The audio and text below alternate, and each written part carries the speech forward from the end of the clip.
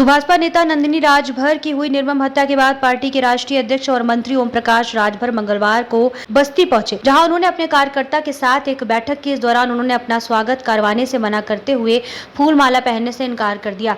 बस्ती bypass पर पत्रकारों से बातचीत करने के दौरान ओम प्रकाश राजभर ने समाजवादी पार्टी पर जमकर तंज कसा। उन्होंने कहा कि समाजवादी सरकार के कुछ गुंडे पूर्वांचल में घटना को अंजाम दे रहे हैं। उन्होंने कहा कि नंदिनी राजभर हमारे पार्टी के कार्यकर्ता थी। पुलिस प्रशासन लगा हुआ है।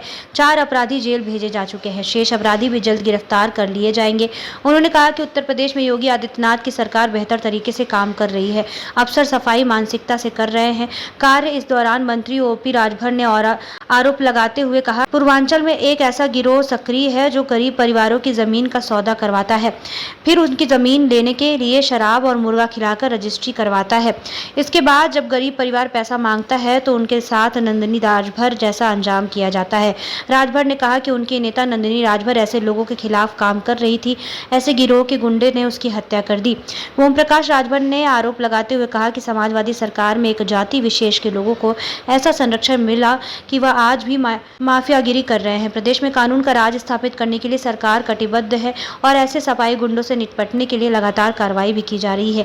महादेवा विधायक दूधराम के नेतृत्व में भारी संख्या में सुभाषपा के पदाधिकारियों एवं कार्यकर्ता मौजूद रहे। आइए देखते हैं रिपोर्ट।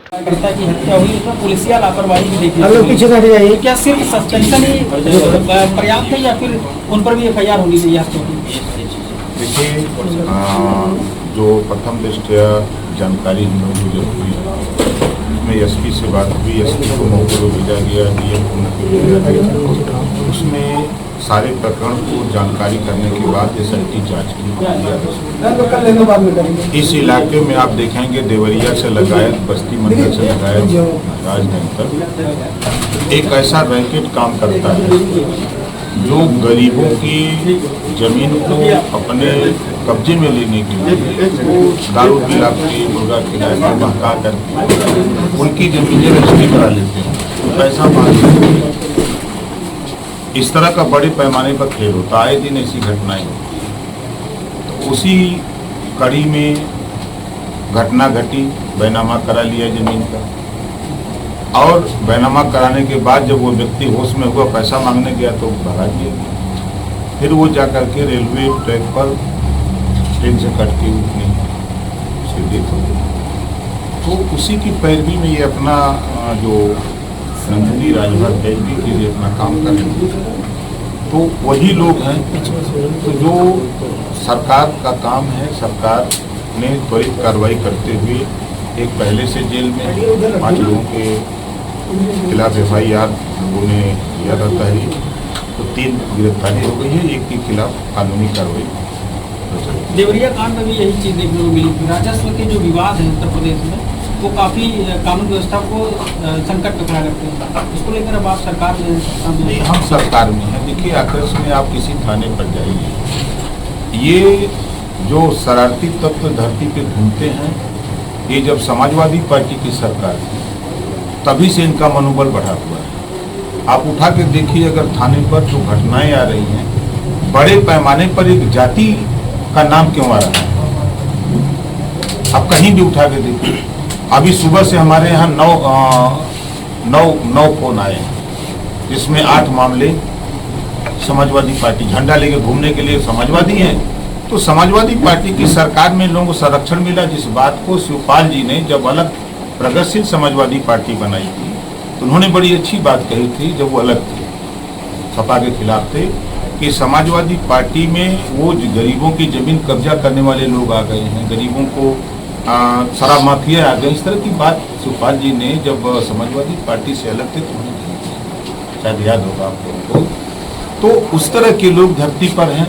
अब सरकार प्रदेश में कानून का राज कायम करने के लिए कटिबद्ध है। आज गरीब कमजोर इस बात को महसूस करता है कि प्रदेश में कानून का राज है। जो प्रदेश में कांग्रेस और सपा की सरकारों में दंगे होते थे, कर्फ्यू लगते थे, अब वो चीजें नहीं हैं।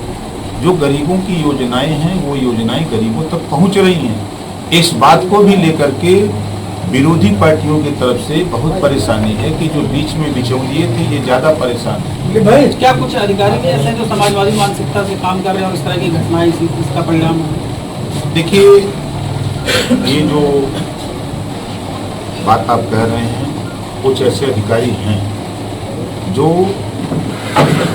आपने देखा कि 2022 के चुनाव में चोरी चोरी जा करके गुलदस्ता भेंट कर रहे थे, ऐसा आपके सामने। ऐसे लोग हैं, ऐसा नहीं कहूँगा, नहीं। नागरिकता संशोधन कानून लागू होता है, उस पर क्या कहेंगे? धार्मिक आधार पर बांटने की कोशिश है, ऐसा विपक्ष कर रहा है। नहीं, देखिए, विपक्ष को गुमराह करने की साजिश, स्पष्ट क्लियर आदेश है कि 6 गैर मुस्लिम जाति, 6 गैर, उनको नागरिकता देने की बात है, जो अफगानिस्तान, बांग्लादेश और पाकिस्तान से आए हुए लोग हैं। उन्होंने 10 साल से भारत में नागरिकता की डिमांड की। उस बात को, जो कानून लागू हुआ है सीए का, वो उनको नागरिकता देने का है, किसी का छीनने का नहीं है।